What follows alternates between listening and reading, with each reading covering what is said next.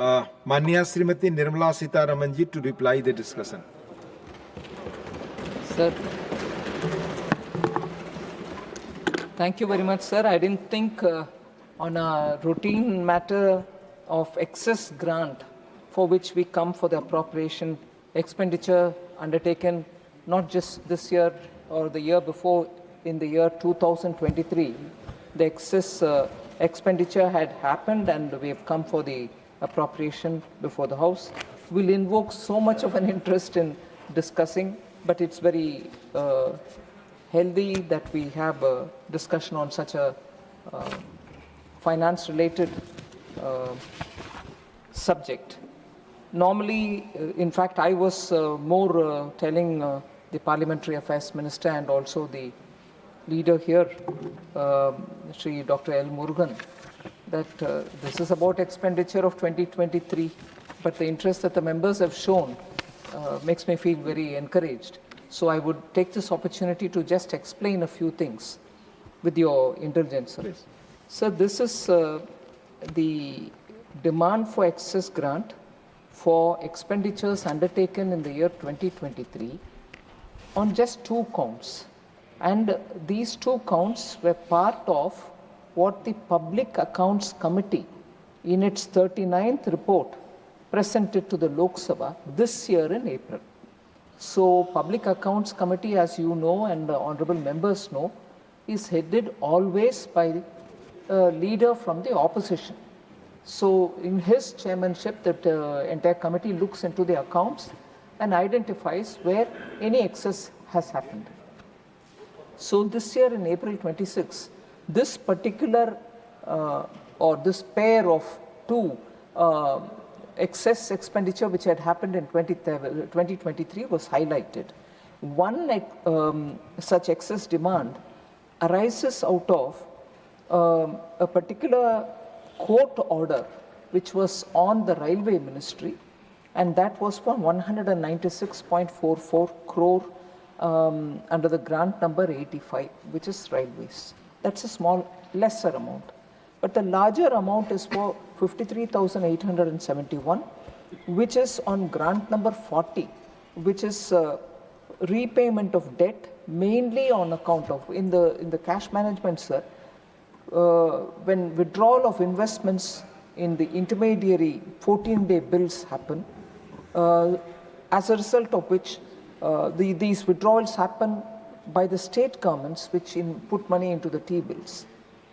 So government overestimated these amounts, exchange rate variations and changes in accounting classifications all resulted in this 53,871. What is very important to know about this second one, the 53,000 and not about the Railway 196 is, it is in the nature of debt receipts, which are all netted out, sir, against the issuance of securities. And therefore, it has no fiscal impact as it is. So they are netted out, and as a result, that netting out is being identified, and that netting out is done in a proper fashion in order that it doesn't stand out as not adjusted. So both are all on the capital charge sections of their respective demands. So this being so, the implication, fiscal implication is not severe of that year.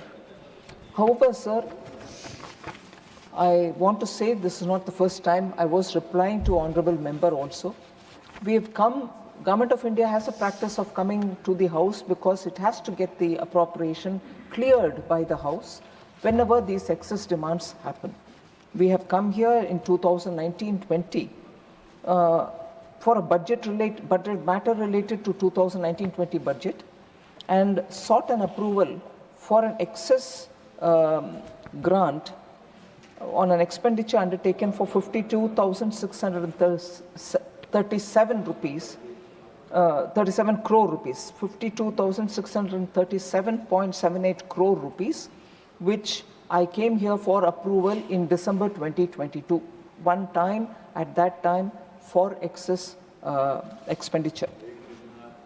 Another time related to the budget of 2020-21, for which we came in December 23 for appropriation on an excess expenditure, and that time the amount was for 1,18,651.04 crore, and that related to the 2021 budget. Appropriation we came here in December 2023. Again, related to 2021-22 budget for an amount of 1,291.31 crore, and for which I came here for appropriation in March 2025. So now on a budget related to 2023 excess demand, we have come here for seeking approval, sir.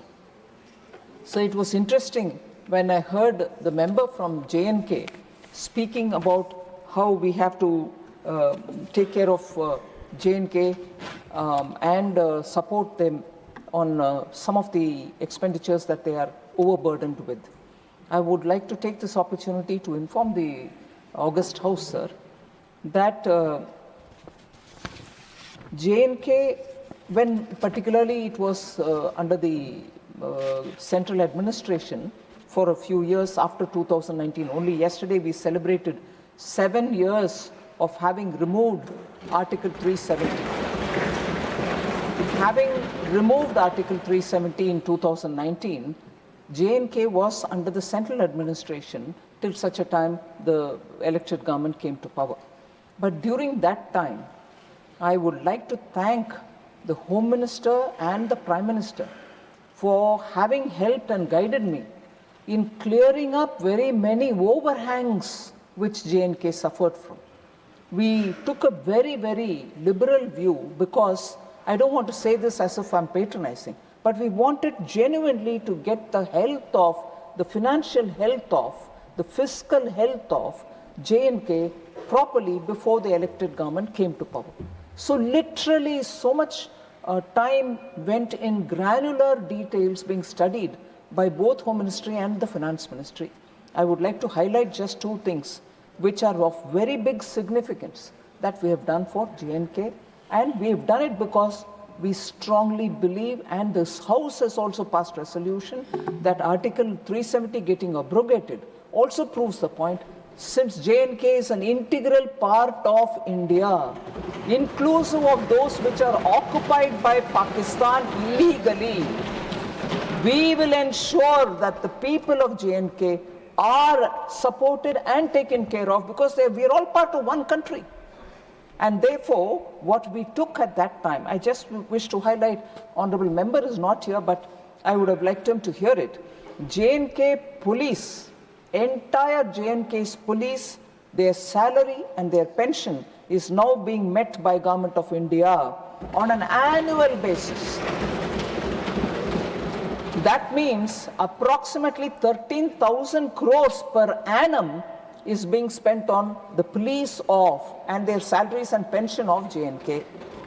Second, sir, during that time when the central administration was taking care, we have helped restructure the entire J&K debt. The Union Territory of J&K, we took care of restructuring it, and we had to, because the division happened of J&K and Ladakh, we repaid all the debt which Ladakh Union Territory had because the resources reallocation took place, and they were left with quite a lot of money which had to be paid back. We have paid back that entire thing of Ladakh and taken care of readjusting, restructuring J&K's debt.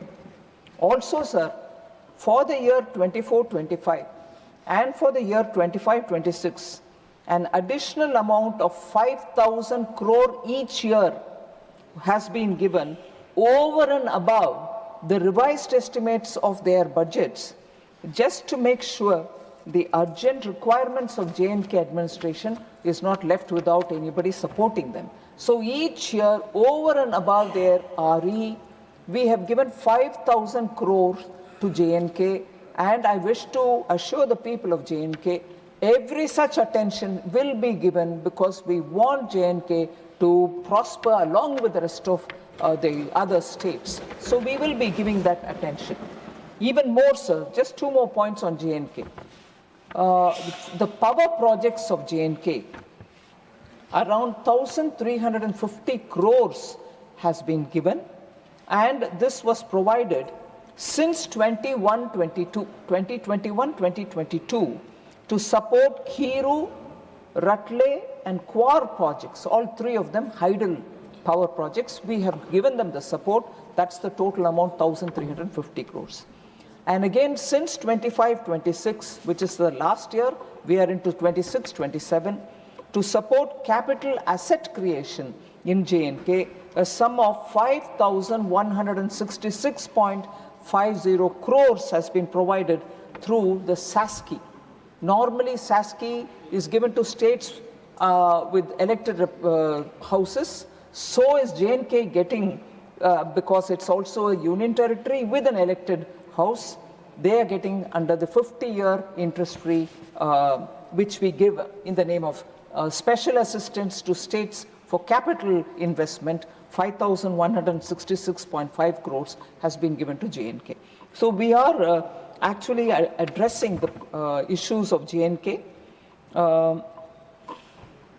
This year, sir, for 26-27, the same SASCI 50-year interest-free amount for J&K, 1,407 crores has been provided in the untied component, and 4,886 crore can be claimed if conditions under the reforms components are met by the union territory of J&K.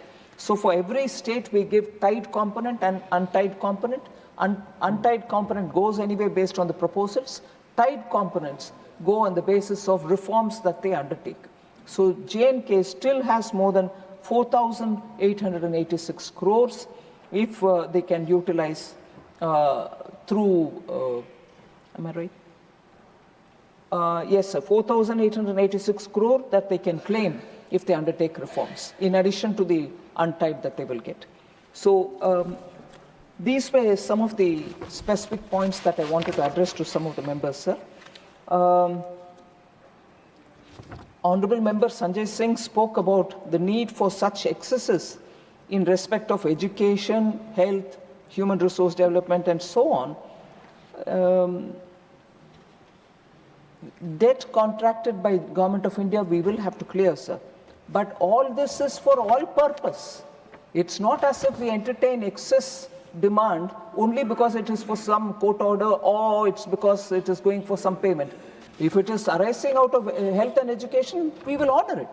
So it's not as if I've tailor-made it only to take care of others and not education. Let Honorable Member see the difference here that I'd like to request him to appreciate, that it is post a Public Accounts Committee looking at where it has happened and we come back. It's not a head of item under which I'm coming and saying give it only for this and not for education. If the excess demand arises out of education, I'll come before the House. So that I just want to give the clarification, sir. With all this said, I would humbly submit that if this can be passed in this House. Thank you very much. Honorable members,